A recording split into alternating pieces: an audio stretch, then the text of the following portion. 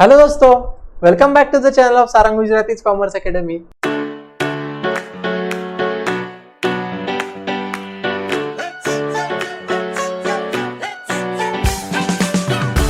कैसे हो आप सब लोग? आई होप आप सब लोग बहुत अच्छे होंगे, राइट? तो दोस्तों, अभी तक मैंने आपके 11 कॉमर्स के अकाउंट्स के 2 लेक्चर्स अपलोड किए थे, राइट? तो सब लोग मुझे कमेंट में पक्का बताना कि क्या आपने वो दोनों लेक्चर्स देखे क्या, और आपको दोनों लेक्चर में सबसे अच्छा कौन सा कॉन्सेप्ट लगा, ठीक है? तो अभी ध्यान देना मैं क्या बोल रहा हूं। देखो दोस्तों, तो आज का जो भी आपके अकाउंट्स का लेक्चर नंबर 3 होगा, तो आज अपन क्या करेंगे, जो भी एबीसीडी अपना चल रहा था, याद है ना आपको? तो अपन क्या करेंगे दोस्तों, ये एबीसीडी को कंटिन्यू करेंगे। लेकिन ये एबीसीडी को कंटिन्यू करने के पहले मैंने आपको सेकेंड लेक्चर में क्या पढ़ाया था, आपको याद आ रहा है? मैंने आपको सेकेंड लेक्चर में सबसे पहले जो भी ओनर होता है, जो भी प्रोप्राइटर होता है, जो भी मालिक होता है, इसके बारे में मैंने आपको बताया था। उसके बाद हमने वहां पे कैपिटल क्या होता है वो अपन ने स्टडी किया था, यस और नो? उसके बाद दोस्तों मैंने आपको बताया था कि ड्राइंग्स मतलब क्या होता है। फिर अपन ने वहां पे देखा था कि डेटर्स कौन होता है, क्रेडिटर कौन होता है, बैड डेट्स क्या होता है। तो इतनी सारी चीजें अपन ने अपने लेक्चर नंबर 2 में देखी थी, ठीक है? अभी दोस्तों यहाँ पे मैं आपके साथ बात करूंगा आपके यहाँ पे कुछ अगले कॉन्सेप्ट की, राइट? तो ध्यान देना अच्छे से मैं क्या बोल रहा हूँ, प्लीज अच्छे से कॉन्सेंट्रेट करना। अभी अपन क्या करेंगे दोस्तों, आपके बिजनेस के अंदर है ना अलग अलग एक्सपेंडिचर होते हैं। बिजनेस के अंदर क्या होते हैं, बोला अलग अलग एक्सपेंडिचर होते हैं, ठीक है?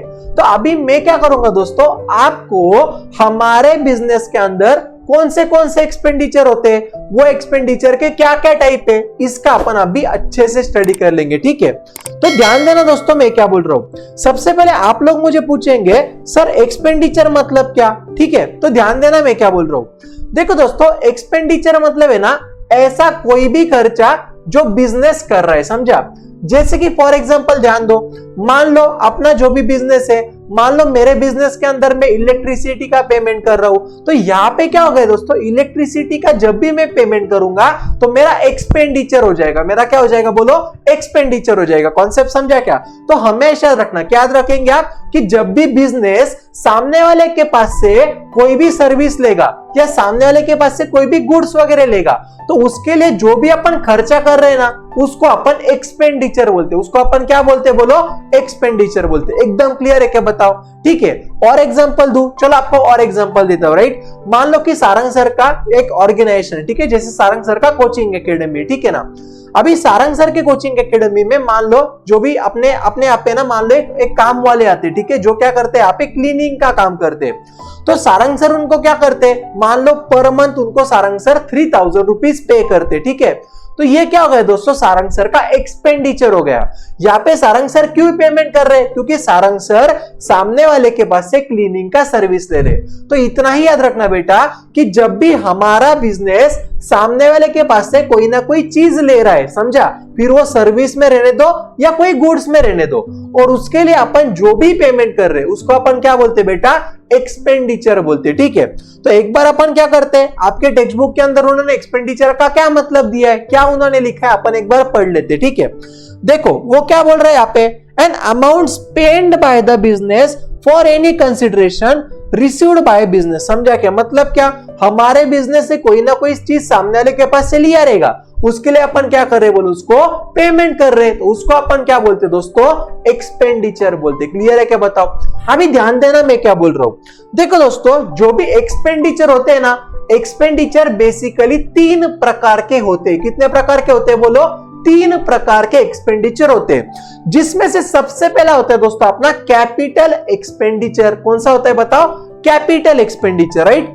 दूसरा होता है दोस्तों अपना रेवेन्यू एक्सपेंडिचर। दूसरा कौन सा होता है, बोलो? Revenue expenditure. और तीसरा होता है दोस्तों अपना डेफर्ड रेवेन्यू एक्सपेंडिचर। तीसरा कौन सा होता है, बोलो? डेफर्ड रेवेन्यू एक्सपेंडिचर, ठीक है? अभी आप मुझे पूछेंगे सर कैपिटल एक्सपेंडिचर मतलब क्या, तो ध्यान दो। देखो दोस्तों, जब भी हमको कोई ना कोई बिजनेस करना होता है ना, तो हमारे बिजनेस में हमको है ना कोई फिक्स्ड एसेट्स लगते हैं। क्या लगता है, बोलो? हमको फिक्स्ड एसेट्स लगते हैं। अभी आप बोलेंगे सर फिक्स्ड एसेट्स मतलब क्या, तो देखो अपन अगले लेक्चर में, आने वाले लेक्चर में, वहां पे मैं आपको जब भी टाइप्स ऑफ एसेट पढ़ाऊंगा वो टाइम पे मैं आपको फिक्स्ड एसेट क्या रहता है ये आपको समझा दूंगा, राइट? लेकिन अभी के लिए इतना याद रखो दोस्तों, फिक्स्ड एसेट मतलब क्या, कि जैसे कि फॉर एग्जांपल मान लो फर्नीचर है वो मेरा फिक्स्ड एसेट्स होता है, मान लो मशीनरी है वो मेरा फिक्स्ड एसेट्स होता है, मान लो मैं बिल्डिंग परचेस कर रहा हूं वो मेरा फिक्स्ड एसेट्स है। तो अभी के लिए इतना याद रखना दोस्तों, फिक्स्ड एसेट्स मतलब ऐसी चीज है जिसका बेनिफिट है ना मुझे बहुत साल मिलेगा, समझा क्या, जिसको मैं बहुत ज्यादा टाइम मेरे बिजनेस के अंदर यूज कर सकता हूं, उसको मैं क्या बोलता हूं बोलो, फिक्स्ड एसेट बोलता हूं। तो यहाँ पे अपने को क्या पढ़ना है दोस्तों, कैपिटल एक्सपेंडिचर मतलब क्या, वो अपने को पढ़ना है। क्या पढ़ना है बोला हमको जल्दी से, यहाँ पे कैपिटल एक्सपेंडिचर मतलब क्या, ये हमको यहाँ पे सबसे पहले पढ़ना है, ठीक है ना। तो हमेशा रखना बेटा, कैपिटल एक्सपेंडिचर मतलब ऐसा एक्सपेंडिचर होता है जहां पे बिजनेस क्या कर रहा है बोलो, फिक्स्ड एसेट परचेस करने के लिए खर्चा कर रहा है। जहां पे बिजनेस क्या कर रहा है बोलो, फिक्स्ड एसेट को परचेस करने के लिए खर्चा कर रहा है, समझा। और हमेशा रखना बेटा, जब भी अपन कैपिटल एक्सपेंडिचर करते हैं ना, तो कैपिटल एक्सपेंडिचर हमेशा हमेशा नॉन रिकरिंग इन नेचर का रहता है। कैसे रहता है बोलो, नॉन रिकरिंग इन नेचर।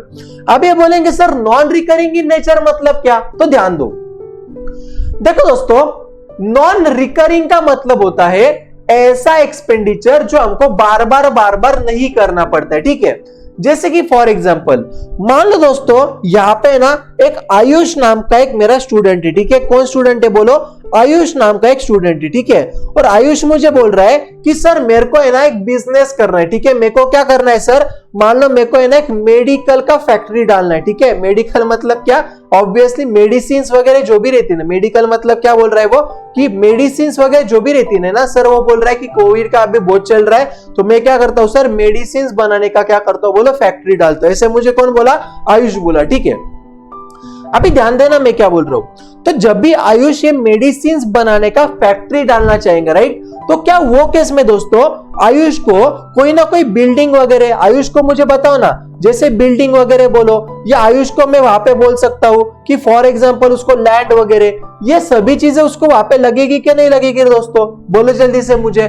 जब भी आयुष को मेडिसिन का फैक्ट्री डालना है तो वो टाइम पे आयुष को यहाँ पे बिल्डिंग बोलो, लैंड बोलो, ये सभी चीजें उसको लगेगी कि नहीं लगेगी बोलो, लगेगी। कॉन्सेप्ट समझ रहे हो क्या। तो आप मुझे एक बात बोलो ना, आयुष ने मान लो एक बार अगर उसका फैक्ट्री के लिए बिल्डिंग वगैरह परचेस कर लिया, राइट, तो क्या आयुष वो बिल्डिंग को वापस परचेस करेगा क्या बोलो, क्या आयुष को एक बार वो बिल्डिंग परचेस करने के बाद उसको वही बिल्डिंग के लिए वापस एक्सपेंडिचर करना पड़ेगा क्या बोलो, नहीं करना पड़ेगा, समझा। तो नॉन रिकरिंग का मतलब होता है दोस्तों ऐसा एक्सपेंडिचर जो हमको वापस करना पड़ता है क्या बोलो, नहीं करना पड़ता है, ठीक है। तो हमेशा रखना बेटा, कैपिटल एक्सपेंडिचर जो भी रहता है ना, वो ऐसा एक्सपेंडिचर रहता है जो अपन बिजनेस में कभी तो भी करते, समझा। जैसे कि फॉर एग्जांपल मान लो मैंने क्या किया, ये मैन्युफैक्चरिंग एक्टिविटी के लिए मैंने एक बार मशीनरी परचेस कर लिया, तो वापस मैं 2-5 साल मशीनरी लूंगा क्या बोलो, नहीं लूंगा, समझ रहे हो क्या। और हमेशा रखना बेटा, ये कैपिटल एक्सपेंडिचर जो भी होता है ना, तो कैपिटल एक्सपेंडिचर करने की वजह से हमारे बिजनेस को क्या होता है बोलो, जो भी फायदा होता है वो 1 साल से ज्यादा टाइम के लिए होता है। ऐसा कैसे, तो ध्यान दो, देखो और बात बड़ी सिंपल है। जब भी मैं मेरे बिजनेस के लिए बिल्डिंग लूंगा, बराबर है कि नहीं, मान लो मैंने मेरे बिजनेस के लिए बिल्डिंग परचेस किया, ठीक है। अभी जब भी मैं बिल्डिंग वगैरह परचेस कर रहा हूं, तो आप मुझे बताओ ना, ये बिल्डिंग को मैं कितने साल यूज करूंगा, ये बिल्डिंग को मैं मिनिमम 15-20 साल, 25 साल, 30 साल यूज करूंगा क्या नहीं करूंगा बोलो, ऑब्वियसली करूंगा। कैसे होगा कि मान लो ये साल मैंने 50 करोड़ रुपए का बिल्डिंग परचेस किया और अगले साल में वापस नई बिल्डिंग ले रहा हूं, ऐसे कभी होता है क्या बोलो, नहीं होता है, ठीक है। इसलिए याद रखना दोस्तों कि जो भी कैपिटल एक्सपेंडिचर है, ये कैपिटल एक्सपेंडिचर से बिजनेस को क्या मिलता है बोलो, जो भी बेनिफिट मिलता है वो कैसा मिलता है बोलो, लॉन्ग पीरियड ऑफ टाइम, मतलब ज्यादा टाइम के लिए मिलेगा, समझा। मोर देन 1 ईयर उसको बेनिफिट मिलेगा बिजनेस को, उसको अपन क्या बोलते हैं बोलो, कैपिटल एक्सपेंडिचर बोलते हैं। कॉन्सेप्ट समझा क्या। अभी इसके एग्जांपल अगर आपको देखने तो देखो, जैसे कि फॉर एग्जांपल मान लो मैंने मेरे बिजनेस के लिए मशीनरी परचेस किया, मैंने मेरे बिजनेस के लिए वहां पे बिल्डिंग वगैरह परचेस किया, मैंने मेरे बिजनेस के लिए कंप्यूटर वगैरह परचेस किया, तो ये सब क्या होता है दोस्तों, कैपिटल एक्सपेंडिचर होता है, ठीक है। और हमेशा रखना, कैपिटल एक्सपेंडिचर जो भी ना, वो जनरली बिग अमाउंट का रहता है, बड़ा खर्चा वहां पे होता है कैपिटल एक्सपेंडिचर में, ठीक है। तो कॉन्सेप्ट समझा, मुझे सब लोग कमेंट सेक्शन में पक्का बताना कि आपको कैपिटल एक्सपेंडिचर एकदम टकाटक समझा क्या नहीं समझा, ठीक है। चलो अभी मैं दूसरे कॉन्सेप्ट पे जा रहा हूं दोस्तों, जिसका नाम है वहां पे रेवेन्यू एक्सपेंडिचर। दूसरा कौन सा कॉन्सेप्ट है बोलो? Revenue expenditure. ठीक है, अभी ध्यान देना। देखो दोस्तों, रेवेन्यू एक्सपेंडिचर मतलब है ना ऐसा एक्सपेंडिचर होता है जो बिजनेस को ये रूटीन बेसिस पे करना पड़ता है, राइट। जैसे कि फॉर एग्जांपल मान लो मैं एक बिजनेस चला रहा हूं, तो मैं मान लो कि मेरे जहां पे जो भी लोग काम कर रहे हैं तो वहां पे मैं लोगों को सैलरी पे कर रहा, मेरे बिजनेस में मैं हर एक मंथ वाइज में लाइट बिल पे कर रहा, मेरे बिजनेस के अंदर जो भी जैसे कि फॉर एग्जांपल क्लीनिंग के लिए जो भी आते हैं उनको मैं पेमेंट दे रहा हूं। ठीक है, मेरे बिजनेस के अंदर फॉर एग्जांपल मान लो मैं प्रिंटिंग या स्टेशनरी का खर्चा कर रहा, मेरे बिजनेस के अंदर मैं चाय पानी का खर्चा कर रहा, मेरे बिजनेस के अंदर मान लो मैं जैसे कि फॉर एग्जांपल मिसलेनियस छोटे मोटे खर्चे कर रहा हूं, समझ रहे हो। तो अपने बिजनेस के अंदर दोस्तों ऐसे खर्चे जो हमको रेगुलर बेसिस पे करने पड़ते, ठीक है, उसको अपन क्या बोलते हैं दोस्तों? रेवेन्यू एक्सपेंडिचर बोलते हैं। उसको अपन क्या बोलते हैं बोलो? रेवेन्यू एक्सपेंडिचर बोलते हैं। समझ रहे हो क्या? अभी दूसरा ध्यान देना मैं क्या बोल रहा हूं। देखो दोस्तों, जो भी रेवेन्यू एक्सपेंडिचर होते हैं ना, वो एक्सपेंडिचर का जो भी हमको बेनिफिट मिलता है वो हमको लेस देन 1 ईयर मिलता है। कितना मिलता है बोलो? Less than. यहाँ पे देखो क्या बोल रहे हैं, कैसे मिलता है बोलो? वो लेस देन 1 ईयर मिलता है। ठीक है, वो शॉर्ट टर्म बेनिफिट होता है। वो कैसा बेनिफिट होता है बोलो? शॉर्ट टर्म बेनिफिट होता है। समझ रहे हो क्या? है ना, रेवेन्यू एक्सपेंडिचर में से जो भी मुझे बेनिफिट मिलेगा वो कैसा रहता है बोलो? शॉर्ट टर्म बेनिफिट होता है। समझा? अभी ध्यान देना मैं क्या बोल रहा हूं। तो अभी आप मुझे पूछेंगे सर शॉर्ट टर्म बेनिफिट मतलब क्या, तो प्लीज कॉन्सेंट्रेट करना मैं क्या बोल रहा हूं। देखो दोस्तों, फॉर एग्जाम्पल मान लो मेरे यहाँ पे जो भी लोग क्लीनिंग को आते हैं ना, मैंने उनके पास से क्लीनिंग की सर्विस दे लिया, ठीक है। और जब भी मैंने उनके पास से एक बार क्लीनिंग का सर्विस ले लिया तो आप मुझे बोलो ना, मैं उनको क्या कर दूंगा? पेमेंट दे दूंगा। जैसे कि फॉर एग्जाम्पल मान लो सामने वाले ने मुझे फॉर एग्जाम्पल मान लो मई मंथ का पूरा क्लीनिंग करके दिया और मैंने उसको मई मंथ के लिए 3000 रुपए दे दिया। समझा क्या? तो यहाँ पे मेरा जो भी वो बेनिफिट मुझे मिल रहा है, सामने वाले ने जो भी मुझे क्लीनिंग का सर्विस दिया है उसका बेनिफिट मुझे कितने दिन मिल रहा है बोलो? सिर्फ लेस देन, मतलब वहां पे सिर्फ 1 महीने तक मिल रहा है। समझ रहे हो ना? तो हमेशा रखना बेटा, जो भी मेरा रेवेन्यू एक्सपेंडिचर होता है ना, इसका जो भी बेनिफिट होता है ना वो शॉर्ट टर्म बेनिफिट होता है। समझा? उतने पुरता ही बेनिफिट होता है। समझा? जैसे कि फॉर एग्जांपल मान लो मैं इलेक्ट्रिसिटी का जो भी पेमेंट करता हूं तो उसका बेनिफिट मुझे कितना मिल रहा है? वो स्पेसिफिक पीरियड का मिल रहा है। समझ रहे हो? यहाँ पे कैपिटल में क्या होने का, एक बार मैंने बिल्डिंग परचेस कर लिया, एक बार मैंने कंप्यूटर परचेस कर लिया, एक बार मैंने मशीनरी परचेस कर लिया, तो वो बहुत ज्यादा टाइम मुझे उसका यूज करने को मिलने का, उसमें से जो भी मुझे फायदा होने का वो लॉन्ग पीरियड ऑफ टाइम होने का। समझा? लेकिन रेवेन्यू एक्सपेंडिचर में वैसा होगा क्या बोलो? नहीं। रेवेन्यू एक्सपेंडिचर में क्या होगा, हमको जो भी बेनिफिट मिलेगा वो उतने पुरता उतना मिलेगा। समझा क्या? देखो आगे क्या बोल रहे हैं वो, it does not increase the efficiency. क्या बोल रहे हैं यहाँ पे वो? Efficiency and profit earning capacity of the organization. ठीक है, अभी ये अच्छे से ध्यान देना। देखो दोस्तों, जब भी अपन कैपिटल एक्सपेंडिचर करते हैं ना, तो कैपिटल एक्सपेंडिचर में मान लो फॉर एग्जांपल मैंने मशीनरी परचेस किया, तो जब भी मैं मशीनरी वगैरह परचेस कर रहा हूं ये मेरा क्या हो गया बोलो? कैपिटल एक्सपेंडिचर हो गया। अभी मुझे एक बात बोलो ना यार, कि जब भी मैं मेरे बिजनेस के लिए मान लो मैं मशीनरी परचेस कर रहा हूं, मेरे बिजनेस के लिए मान लो मैं फॉर एग्जांपल कंप्यूटर परचेस कर रहा हूं, मेरे बिजनेस के लिए फॉर एग्जांपल मान लो मैं बिल्डिंग वगैरह परचेस कर रहा हूं, तो ये सब चीजों की वजह से क्या होगा दोस्तों, कि जो भी मेरा मैन्युफैक्चरिंग एक्टिविटी है उसके अंदर जो भी मेरा प्रोडक्शन वगैरह है इसमें मुझे बहुत फायदा होगा। समझा? जब भी मैं मशीनरी लूंगा तो उसमें से मैं ज्यादा प्रोडक्शन कर पाऊंगा, उसकी वजह से मुझे ज्यादा आउटपुट मिलेगा। कॉन्सेप्ट समझ रहे हो? ज्यादा यूनिट्स मेरे बनेंगे, ज्यादा चीजें मैं प्रोड्यूस कर पाऊंगा। तो ये हमेशा रखना बेटा, जब भी आप कैपिटल एक्सपेंडिचर करते हो उसकी वजह से आपके बिजनेस का प्रॉफिट अर्निंग कैपेसिटी बढ़ जाता है। आपके बिजनेस का क्या होता है बोलो? प्रॉफिट अर्निंग कैपेसिटी बढ़ जाता है। कॉन्सेप्ट समझा? लेकिन दोस्तों जब भी आप रेवेन्यू एक्सपेंडिचर कर रहे हो, राइट, तो वो केस में आपके बिजनेस का कोई भी प्रॉफिट अर्निंग कैपेसिटी नहीं बढ़ता है। कॉन्सेप्ट समझ रहे हो क्या? एकदम अच्छे से ध्यान देना, ठीक है। अभी आप बोलेंगे सर ऐसा क्यों? अभी देखो ना यार, जैसे कि फॉर एग्जांपल मान लो मेरे ऑफिस में मान लो कि जो भी अपने सनी साहब आते हैं, राइट, तो सनी साहब क्या करते हैं, अपने जो भी आप वीडियोस देखते हो सबका एडिटिंग करते हैं, बराबर है क्या नहीं? तो एक बार मैंने सनी साहब को, उन्होंने 1 महीने का मुझे मान लो कि काम करके दिया, तो मैं उनको क्या करूंगा, 1 महीने का पेमेंट दे दूंगा। तो एक बार अगर मैंने उनको 1 महीने का काम करके लिया तो क्या उसके बाद मैं जो भी उसको 1 महीने का पेमेंट दे रहा हूं, इसमें से मुझे अगले महीने का बेनिफिट मिलेगा क्या? बोलो नहीं। मतलब यहाँ पे मैं क्या कर रहा हूं, हमारे सनी साहब को एक महीने का पैसा दे रहा हूं और उनके पास से वो एक महीने का काम करवा के ले रहा, तो जब भी मैं उतना पेमेंट कर दूंगा तो उसके बाद मुझे बेनिफिट मिलेगा क्या? बोलो नहीं मिलेगा। कॉन्सेप्ट समझ रहे हो क्या? ध्यान में आ रहा है क्या तुमको? तो इतना ही याद रखना दोस्तों कि हमारे रेवेन्यू एक्सपेंडिचर की वजह से हमारे बिजनेस का प्रॉफिट अर्निंग कैपेसिटी बढ़ेगा क्या? बोलो नहीं बढ़ेगा। कॉन्सेप्ट समझा क्या? बोलो एकदम आसान है, बिल्कुल टफ नहीं। ठीक है, आगे क्या बोल रहा है वो, these are normal day to day operating expenses. अभी ध्यान देना, अभी आप मुझे पूछेंगे सर ऑपरेटिंग मतलब क्या, तो ध्यान दो, ऑपरेटिंग का मतलब होता है दोस्तों रिलेटेड टू द बिजनेस। क्या बोला मैंने? ऑपरेटिंग एक्सपेंस का क्या मतलब होता है? ऐसे एक्सपेंडिचर जो हमारे बिजनेस के रिलेटेड है। कॉन्सेप्ट समझ रहे हो क्या? तो जैसे कि फॉर एग्जांपल मान लो मैं मेरे बिजनेस के लिए सैलरी पे कर रहा हूं, मेरे बिजनेस के लिए मान लो मैं लाइट बिल वगैरह पे कर रहा हूं, मेरे बिजनेस के लिए मान लो मैं इंश्योरेंस वगैरह निकाल रहा हूं, तो ये सब क्या है? बोलो मेरे ऑपरेटिंग एक्सपेंडिचर। ये सब मेरे क्या है? बोलो ऑपरेटिंग एक्सपेंडिचर है। ठीक है, लेकिन फॉर एग्जांपल अगर मैं नॉन ऑपरेटिंग अगर बात करूं तो फॉर एग्जांपल मान लो दोस्तों कि मैंने क्या किया, जैसे कि फॉर एग्जांपल मान लो मेरे बिजनेस में आग लग गया, उसकी वजह से मेरा जो भी लॉस होगा, ये मेरा क्या है? बोलो नॉन ऑपरेटिंग चीज है, क्योंकि ये कभी तो भी होती है, मेरी डे टू डे एक्टिविटी की चीजें है क्या? बताओ ये नहीं है। तो हमेशा रखना जो भी आपका रेवेन्यू एक्सपेंडिचर होता है वो आपका क्या होना चाहिए? ऑपरेटिंग एक्सपेंडिचर होना चाहिए। ऑपरेटिंग मतलब क्या? ऐसा expenditure which is related to your business. समझा? अगर आपके बिजनेस के रिलेटेड नहीं होगा तो उसको अपन नॉन ऑपरेटिंग एक्सपेंडिचर बोलते हैं। उसको अपन क्या बोलते हैं बताओ? नॉन ऑपरेटिंग एक्सपेंडिचर बोलते हैं। क्लियर है क्या? बताओ, एकदम आसान है बेटा, बिल्कुल टफ नहीं। ठीक है, चलो आगे क्या बोल रहा है वो कि and appear on the debit side of the trading account and profit and loss account। ठीक है, तो ये ट्रेडिंग अकाउंट क्या होता है, प्रॉफिट एंड लॉस अकाउंट क्या होता है, अपन ये बाद में देखेंगे। सिर्फ इतना याद रखना दोस्तों कि जो भी अपना रेवेन्यू एक्सपेंडिचर होता है वो आपके बिजनेस का क्या होता है? बोलो ये आपका डे टू डे एक्सपेंडिचर होता है। ठीक है, और इसका बेनिफिट आपको थोड़े टाइम के लिए मिलता है। कॉन्सेप्ट समझा क्या?